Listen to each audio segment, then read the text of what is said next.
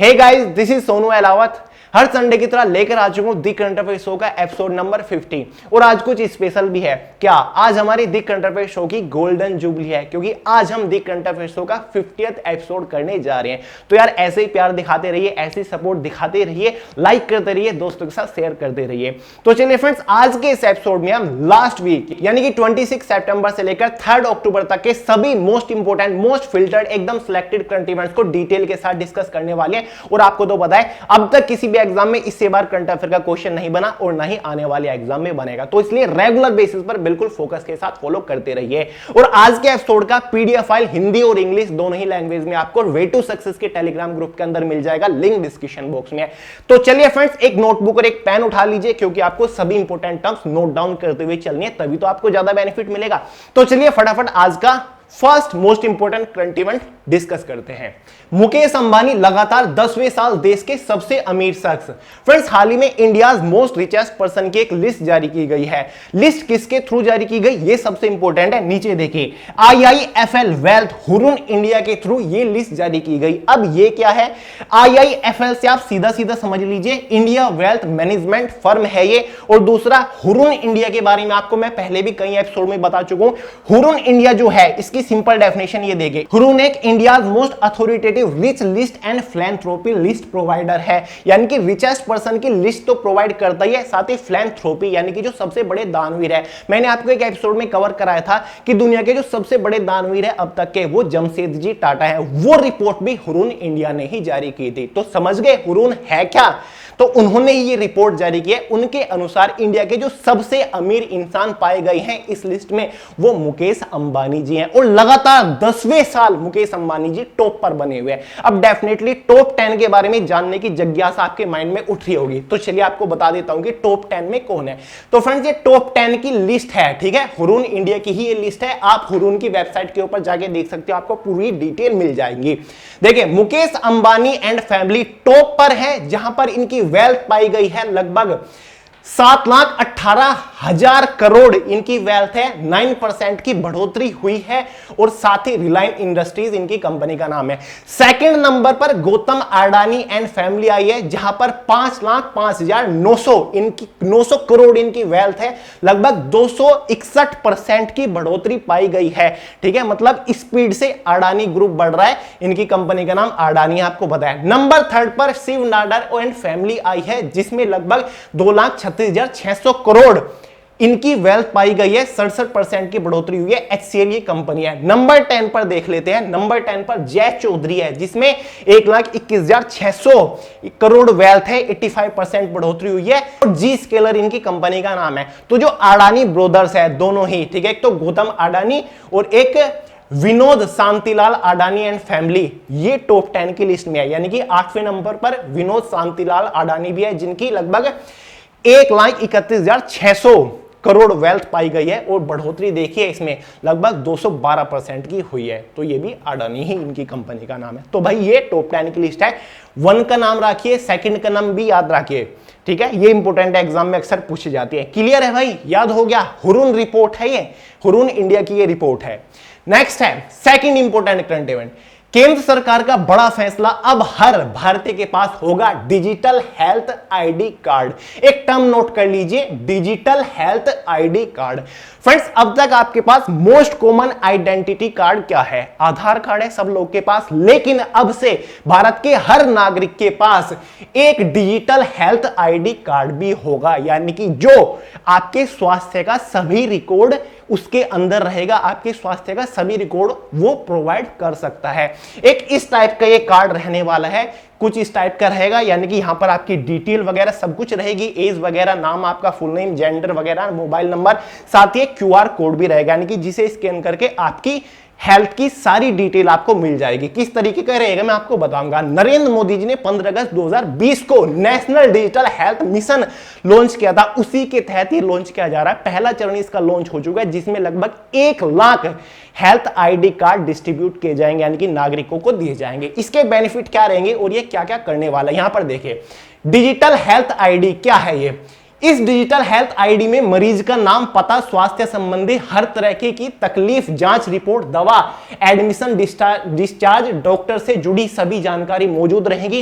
Health ID के जरिए मरीज की पूरी मेडिकल हिस्ट्री को जाना जा सकता है, यानी कि इस कार्ड के जरिए अगर आप पेशेंट है, आपको कभी कोई भी बीमारी हुई है, किस डॉक्टर के पास आपने दिखाया था, कौन सी दवाई आपको दी गई थी, डॉक्टर का जो पर्चा वगैरह वो बनता है, अपॉइंटमेंट लेटर, वो भी सब कुछ उसमें दिखाई देगा कि हाँ इस हॉस्पिटल में आप एडमिट हुए थे, ये दवाई आपकी चली थी, ये बीमारी आपको थी, इस दिन से लेकर इस दिन तक आप बीमार रहे थे, उसके बाद आप ठीक हो गए, यानी कि पूरी हेल्थ हिस्ट्री जानी जाएगी, क्या क्या बीमारी आपको हुई थी। ठीक है, और देखिए 14 अंक की आईडी संख्या, जैसे कि आधार कार्ड नंबर होता है तो 14 अंक का एक आईडी संख्या भी होगी। हेल्थ आईडी कार्ड मिशन के तहत प्रत्येक भारतीय को एक खास 14 अंक की आईडी संख्या मिलेगी, जो कि पूरे भारत में कहीं भी काम करेगी।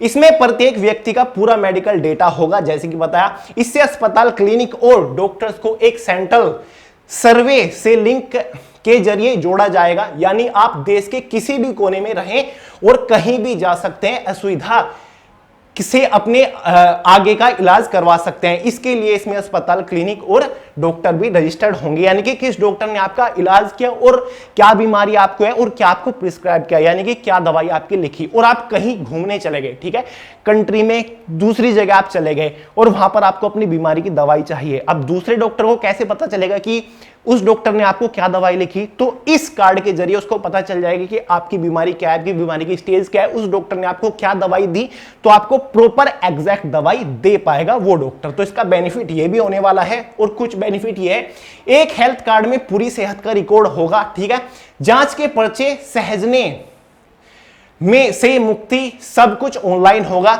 डॉक्टर को बस अपनी यूनिक आईडी बतानी होगी, डॉक्टर आपकी सारी हेल्थ हिस्ट्री जान लेगा कि आपको क्या क्या हुआ था। डॉक्टर कहीं भी आपका हेल्थ रिकॉर्ड देख सकता है। हेल्थ कार्ड के जरिए घर बैठे दवाएं मंगा सकते हैं, यानी कि हेल्थ कार्ड के जरिए आप घर बैठे भी दवाई मंगा सकते हैं, क्योंकि उसमें आपका प्रॉपर बीमारी का रिकॉर्ड रहेगा कि आपको बीमारी क्या है, क्या आपकी बीमारी की स्टेज है। ठीक है, तो भाई ये एक काफी यूनिक काम हो रहा है यार, रियली में बेस्ट है। यूएसए, कनाडा में ये चीजें ऑलरेडी चल रही हैं, तो इसका जबरदस्त बेनिफिट देखने को मिलेगा। ठीक है, यानी कि जो बीमारी आपको हुई है ना, उसका जल्दी से जल्दी सही इलाज मिल जाएगा, क्योंकि डॉक्टर को एक रिकॉर्ड मिल जाएगा कि हाँ आपकी जो हेल्थ हिस्ट्री है वो ये है, ये बीमारी आपके अंदर चल रही है, ये बीमारी आपको पहले हुई थी, और कौन सी बीमारी कौन सी दवाई से आपकी जल्दी ठीक हो गई थी, तो ये बेनिफिट आपको मिलेगा। तो याद रखिएगा भाई, डिजिटल हेल्थ मिशन योजना के तहत ये शुरू किया गया है digital health ID card. Important है बहुत। फेसबुक ने भारत में निर्माता शिक्षा और अक्षमता कार्यक्रम लॉन्च किया। इंग्लिश में इसको बोलेंगे क्रिएटर एजुकेशन प्रोग्राम। गारंटीडली एग्जाम में बनेगा कि कौन से सोशल मीडिया प्लेटफॉर्म ने क्रिएटर एजुकेशन प्रोग्राम लॉन्च किया, तो इसका आंसर हो जाएगा फेसबुक। फेसबुक ने हाल ही में क्रिएटर एजुकेशन प्रोग्राम लॉन्च किया। कौन कौन से प्लेटफॉर्म के लिए, एक तो क्या फेसबुक के लिए, ठीक है, और साथ ही इंस्टाग्राम के लिए, इंस्टाग्राम के लिए। तो ये दो प्लेटफॉर्म रहेंगे, इंस्टाग्राम भी फेसबुक का है, ट्विटर भी फेसबुक का है वैसे, और व्हाट्सएप भी आपको पता है फेसबुक का ही है। तो इन दोनों के ऊपर ये चलने वाला है।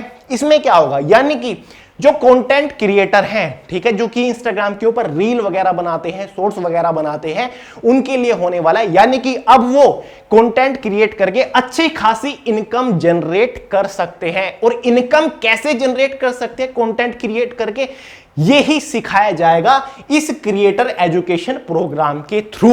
देखिए नीचे, यह कार्यक्रम कंटेंट क्रिएटर्स को, यानी कि जो इंस्टाग्राम के ऊपर रील्स वगैरह बना रहे हैं या फिर कुछ भी बना रहे हैं, पढ़ा रहे हैं, कुछ भी कर रहे हैं, अपने प्लेटफॉर्म और इंस्टाग्राम पर अपने समुदाय, यानी कि उनकी जो कैटेगरी है, ठीक है, जो वो कर रहे हैं, जिस टाइप का वो कंटेंट बना रही है, जो उनकी कैटेगरी है, कुछ एजुकेशन टाइप का कंटेंट बनाते हैं, कुछ डांस वगैरह सिखाते हैं, कुछ डांस वगैरह करते हैं, जो भी कुछ करते हैं सिखाएंगे, साथ ही कमाने का अवसर देगा। ठीक है, यानी कि कैसे कमाया जा सकता है वो भी बताएंगे।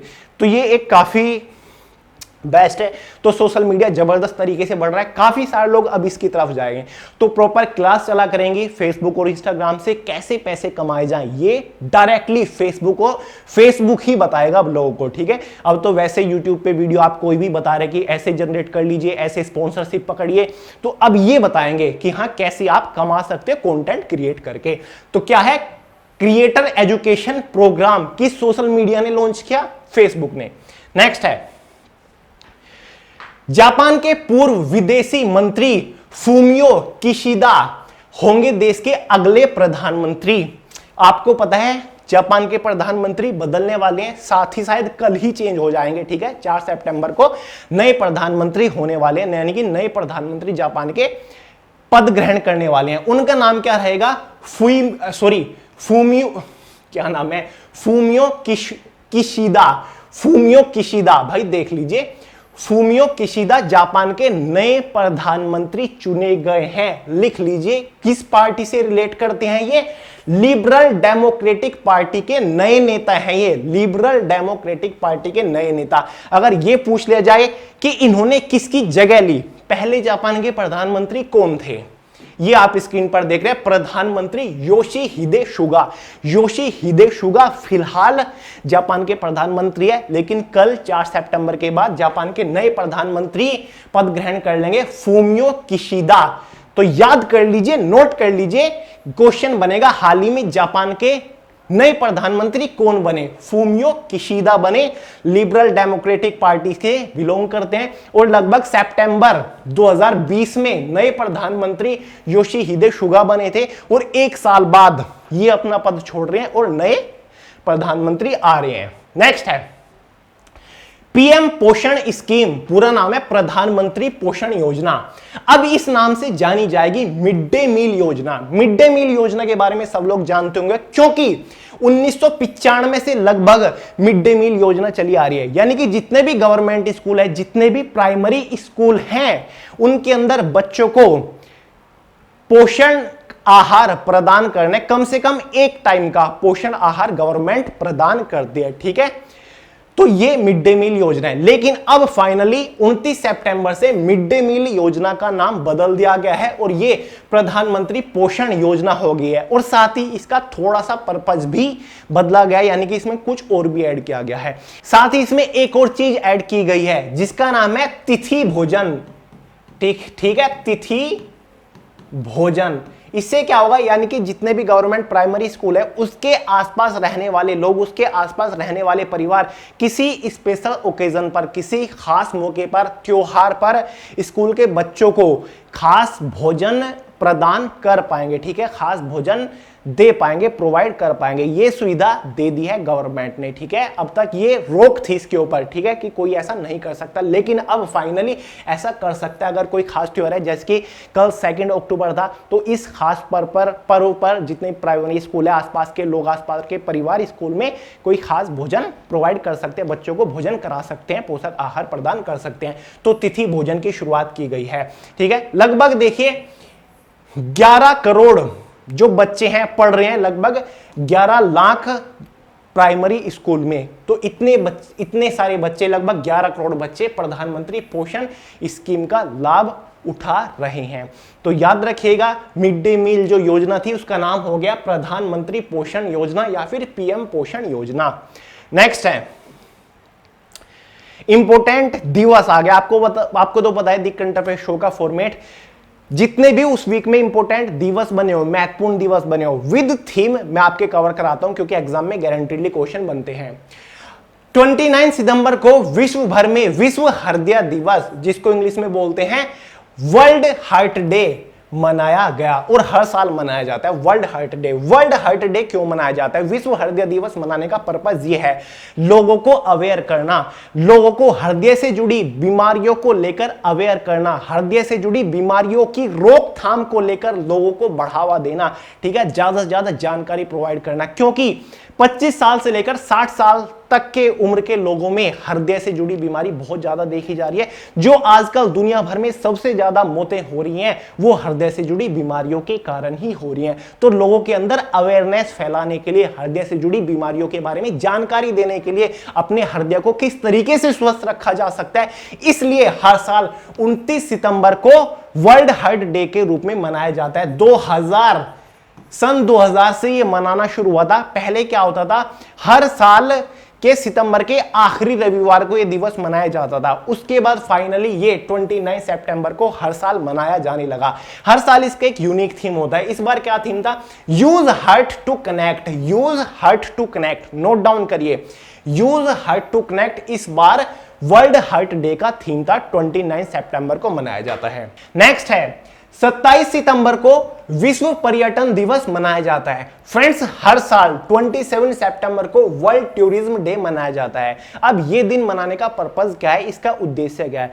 देखिए फ्रेंड्स, वैश्विक विकास यानी कि ग्लोबल डेवलपमेंट के लिए और सांस्कृतिक ज्ञान के लिए यानी कि कल्चर जो नॉलेज होती है उसको बढ़ावा देने के लिए, ठीक है, लोगों को इसके प्रति जागरूक करने के लिए ये दिवस हर साल 27 सितंबर को मनाया जाता है। देखिए फ्रेंड्स, किसी भी देश की जो ग्रोथ सबसे ज्यादा निर्भर करती है वो टूरिज्म के ऊपर करती है। यानी कि किसी भी देश के अंदर अगर ज्यादा से ज्यादा टूरिस्ट जा रहे हैं तो देश की ग्रोथ स्पीड से होगी, यानी कि ज्यादा जल्दी होगी, क्योंकि बाहर का पैसा ऑब्वियसली अपनी कंट्री में आ रहा है तो ग्रोथ तो डेफिनेटली होगी, आर्थिक रूप से भी देश मजबूत बनेगा।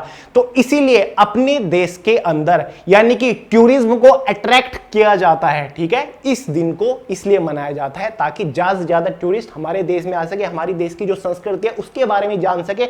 अपने देश की संस्कृति को प्रमोट किया जाता है 27 सितंबर को हर साल, ताकि दुनिया भर के लोग हमारे देश के बारे में ज्यादा से ज्यादा जान सके, हमारे देश के कल्चर के बारे में ज्यादा से ज्यादा जान सके। और टूरिस्ट को अट्रैक्ट करने के लिए एक तरीके से यह दिवस हर साल अपने अपने देश में ग्लोबली मनाया जाता है। ठीक है, याद हो गया। इस बार इसका थीम क्या था? देखिए, टूरिज्म फॉर इंक्लूसिव ग्रोथ। देखिए, मैंने आपको बताया सबसे ज्यादा जो ग्रोथ डिपेंड करती है किसी भी देश की वो टूरिज्म के ऊपर ही करती है। तो इस बार थीम भी यही था, टूरिज्म फॉर इंक्लूसिव ग्रोथ। क्योंकि यार लगभग 1.5-2 साल से तो पैंडेमिक ने सब कुछ इफेक्ट कर रखा है, सबसे ज्यादा जो इफेक्ट किया वो टूरिज्म को ही किया है। तो इसी वजह से ग्रोथ काफी रुकी हुई है ज्यादातर देश की। नेक्स्ट है 2 अक्टूबर को विश्व भर में अंतरराष्ट्रीय अहिंसा दिवस मनाया जाता है। इंग्लिश में इसको बोलेंगे international day of non violence. ये अपने आप में काफी इंपॉर्टेंट और इंटरेस्टिंग भी है। देखिए फ्रेंड्स, भारत के अंदर सब लोग जानते हैं कि 2 अक्टूबर को गांधी जयंती मनाई जाती है, क्योंकि 2 अक्टूबर 1869 को गांधी जी का जन्म हुआ था गुजरात पोरबंदर के अंदर। लेकिन ये नहीं जानते होंगे बहुत सारे लोग कि दुनिया भर के अंदर 2 अक्टूबर को international day of non violence के रूप में मनाया जाता है। ठीक है फ्रेंड्स, वर्ल्ड वाइड यानी कि गांधी इतने जबरदस्त तरीके से प्रसिद्ध हैं। अब देखिए यहां पर कुछ इंपॉर्टेंट फैक्ट है, कोई आपको दिख तो रहा नहीं होगा लेकिन मैं आपको इसको पढ़ के बता दूंगा। संयुक्त राष्ट्र महासभा, ठीक है, यूनाइटेड नेशन ने यह दिवस को मनाने के लिए पहली बार 15 जून 2007 को एक प्रस्ताव पारित किया था, जिसमें कहा कि वह शांति और अहिंसा के विचार पर अमल करें और महात्मा गांधी के जन्म दिवस को अंतरराष्ट्रीय अहिंसा दिवस के रूप में मनाएं। ठीक है, किसने प्रस्ताव जारी किया, किसने वर्ल्ड वाइड मनाने की घोषणा की? संयुक्त राष्ट्र महासभा ने इसको मनाने की घोषणा की। 2 अक्टूबर को गांधी जयंती को international day of non violence के रूप में मनाया जाए, अंतरराष्ट्रीय अहिंसा दिवस। तो एग्जाम में क्वेश्चन अगर बनाना कि international day of non violence दिवस कब मनाया जाता है, तो 2 अक्टूबर को मनाया जाता है। केवल यही याद मत रखिएगा कि 2 अक्टूबर को गांधी जयंती होती है। इस बार इसका थीम देखिए, क्योंकि हर साल वर्ल्ड वाइड मनाया जाता है और एक थीम भी होता है recovering better for an equitable and sustainable world. Note करिएगा इसको, recovering better for an equitable and sustainable world. इसलिए मनाया जाता है देश के अंदर शांति, अहिंसा, साथ ही मतलब एक अच्छा वातावरण बनाए रखे, शांति को प्रमोट किया जाता है दुनिया के अंदर। नेक्स्ट है 26 सितंबर को विश्व रेबीज डे यानी कि वर्ल्ड रेबीज डे मनाया जाता है। सब लोग ये जानते हैं कि ये केवल कुत्तों से बीमारी फैलती है, बहुत सारे जानवरों से ये बीमारी इंसान में फैल जाती है। ये बीमारी बहुत ज्यादा जानवरों में भी होती है और जानवरों से, स्पेशल डॉग से, ये इंसानों में भी बीमारी बहुत ज्यादा फैल जाती है। ठीक है, इस बीमारी के चलते अगर ये बीमारी किसी को हो जाती है तो दिमाग में सूजन आने का कारण से मौत हो जाती है इंसान की। तो एक बहुत भयंकर बीमारी होती है और इंडिया के अंदर गोवा पहला ऐसा राज्य बन गया है जो कि रेबीज फ्री स्टेट बन गया है। तो कौन सा है? गोवा। ये मैंने आपको एक एपिसोड में कराया था, तो इसको भी याद रखिएगा अगर एग्जाम में बना। और 26 सितंबर को हर साल वर्ल्ड रेबीज डे मनाया जाता है। मैं आपको बताऊं, हर साल रेबीज से करीब 20,000 लोगों की मौत हो जाती है। 20,000, जो कि अपने आप में एक बहुत बड़ा नंबर है। ठीक है, मैंने आपको बताया अगर किसी को रेबीज हो जाती है तो दिमाग में सूजन आ जाती है और जिसकी वजह से इंसान की मृत्यु हो जाती है। तो इसी वजह से हर साल 26 सितंबर को यह दिवस मनाया जाता है। लोगों को इस बीमारी के प्रति जागरूक करना होता है, इस बीमारी की रोकथाम के प्रति लोगों को बढ़ावा देना होता है। इस दिन का मकसद यही होता है। इस बार इसका थीम क्या था, नीचे देखिए, rabies fact note fear. Rabies facts note fear. Clear है? नेक्स्ट है, एयर मार्शल वी.आर. चौधरी को भारतीय वायुसेना का नया प्रमुख नियुक्त किया गया। शायद लास्ट संडे के एपिसोड में मैंने आपको एक करंट इवेंट कवर करा दिया था, लेकिन एक बार और देख लेते हैं, आपका रिवीजन हो जाएगा, बहुत ज्यादा इंपॉर्टेंट है। फ्रेंड्स, 30 सितंबर को इंडियन एयरफोर्स के नए चीफ नियुक्त किए गए, जिनका नाम है एयर मार्शल वी.आर. चौधरी। इनका पूरा नाम है विवेक राम चौधरी। नोट करिए, VIVEK राम, CHAUDHARY। ठीक है, विवेक राम चौधरी इंपॉर्टेंट है क्योंकि हाल ही में नियुक्त हुए हैं। 30 सितंबर को इंडियन एयरफोर्स स्टाफ के नए चीफ किनको चुना गया है?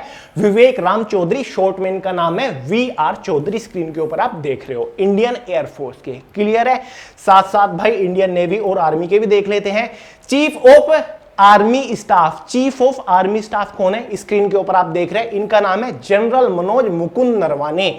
General Manoj Mukund Naravane Indian army के चीफ हैं। नेक्स्ट है chief of naval staff, Indian navy के भी चीफ देख लेते हैं, एडमिरल करमवीर सिंह, जो कि 24वें चीफ है इंडियन नेवी के। ठीक है, एडमिरल करमवीर सिंह। तीनों सेनाओं के याद होने चाहिए आपको। ठीक है, इंपॉर्टेंट एग्जाम में पूछे जाते हैं। नेक्स्ट है आकाश मिसाइल का के प्राइम संस्करण का सफल परीक्षण। ठीक है, इसको बोलते हैं आकाश प्राइम। ये जो मिसाइल है जिसका सफलतापूर्वक परीक्षण किया गया, इसको बोलते हैं आकाश प्राइम। ठीक है, आकाश प्राइम।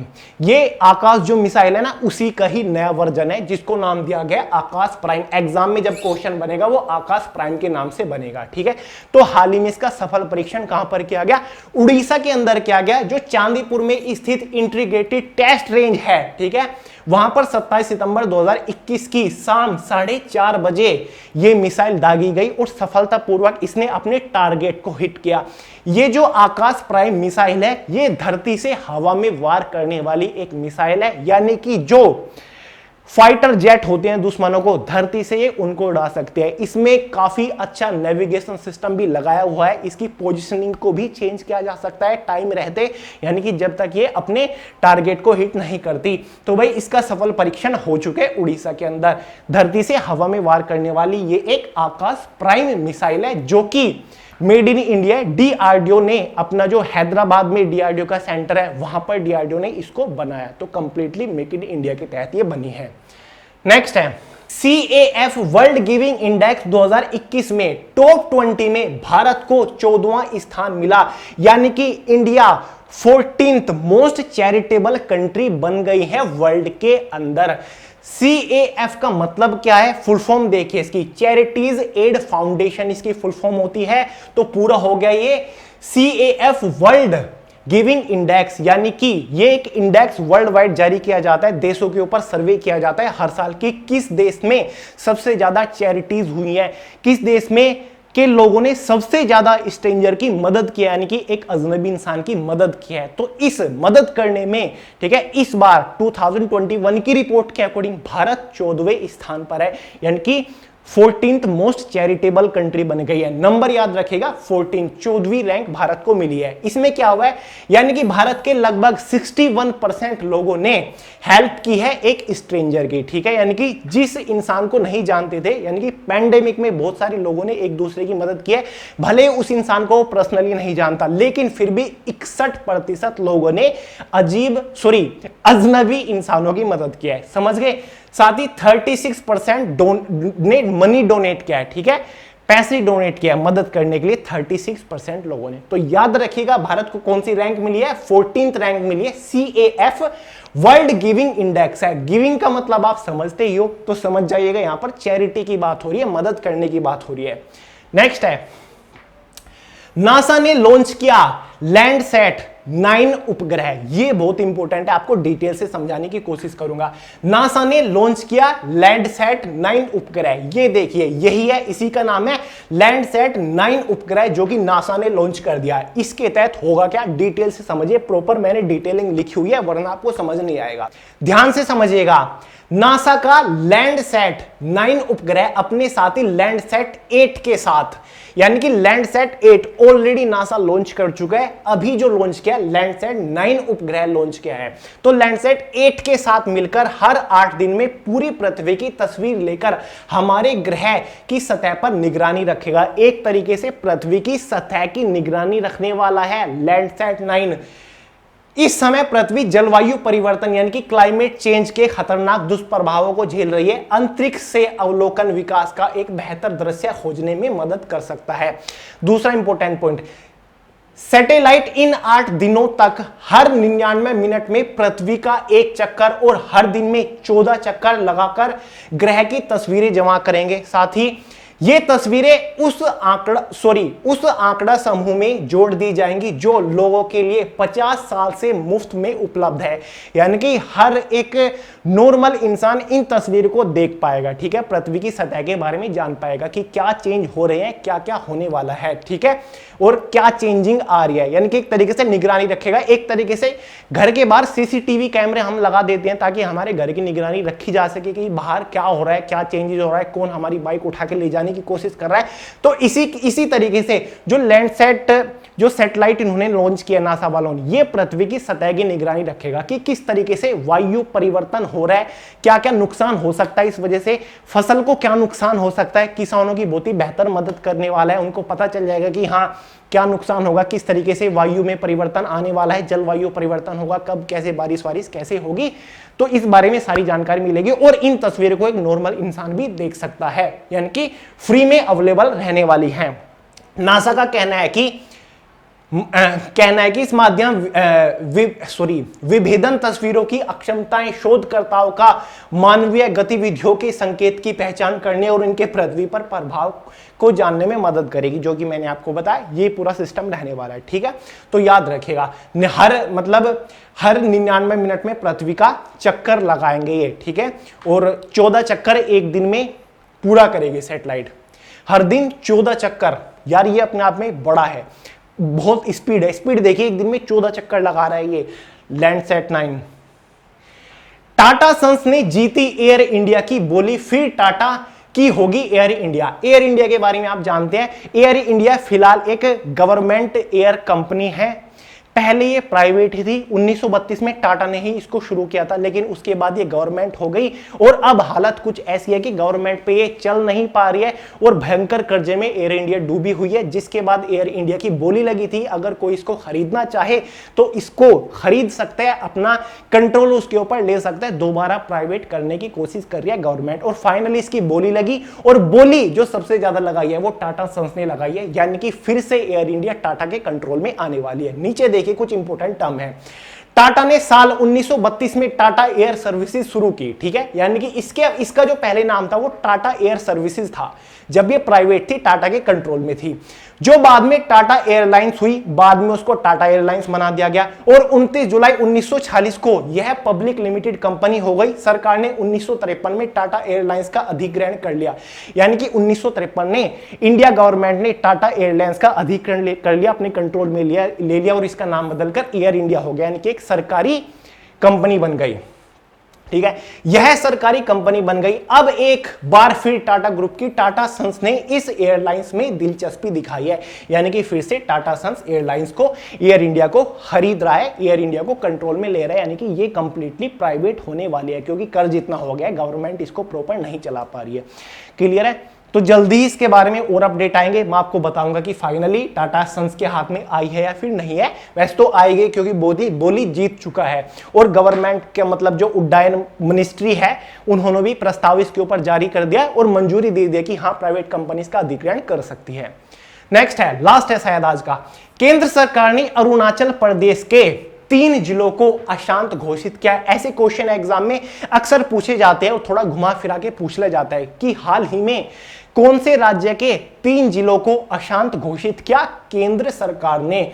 ठीक है, केंद्रीय गृह मंत्रालय ने हाल ही में यह घोषणा की। तो आपको याद रखना है अरुणाचल प्रदेश के हैं वो 3 जिले। जिलों का नाम क्या है नीचे मैंने लिखा हुआ है। एक तो है तिरप, ठीक है, एक है चांगलांग, तिरप चांगलांग और एक लोंगडिंग, कहीं पर लिख दूं मैं।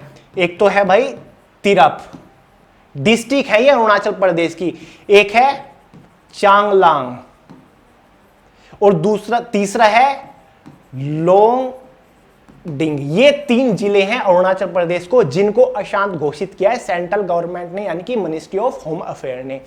क्यों किया है और ये कानून कब तक रहेगा? वैसे तो ये कहा है कि 31 मार्च 2022 तक ये रहने वाला है और साथ में ये भी कहा हुआ है कि जब तक कोई आदेश नहीं आता सेंट्रल गवर्नमेंट का, ये अशांत जिले ही रहने वाले हैं। क्यों?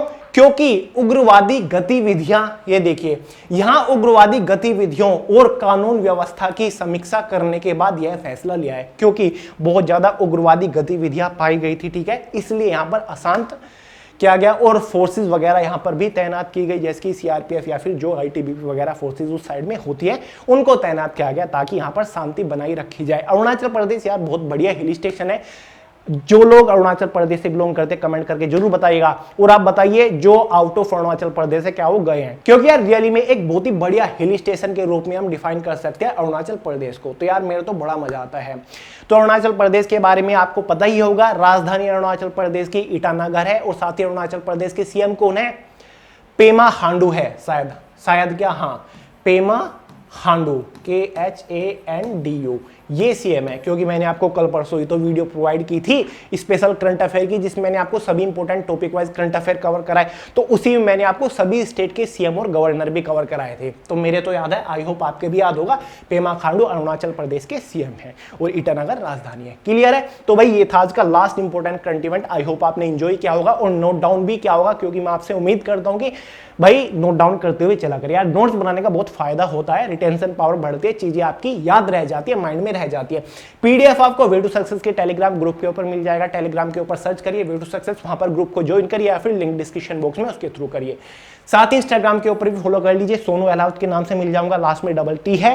ये भी याद रखिएगा, इंपोर्टेंट अनाउंसमेंट वगैरह वहां पर आपको मोटिवेशनल कोड प्रोवाइड करते रहता हूं। और चैनल को सब्सक्राइब करना बिल्कुल भी मत भूलिए, क्योंकि आपके लिए बहुत सारी इंटरेस्टिंग वीडियो कॉम्पिटिटिव एग्जाम से रिलेटेड, लाइफ हैक से रिलेटेड लेकर आता रहता हूं। तो चलिए फ्रेंड्स, इस वीडियो में इतना ही था। अगर आपको पसंद आई हो लाइक जरूर करिएगा, दोस्तों का शेयर करिएगा, चैनल को सब्सक्राइब करना मत भूलिएगा। फिर से बता रहा हूं, मिलता है अगली वीडियो में बहुत जल्द, तब तक के लिए जय हिंद।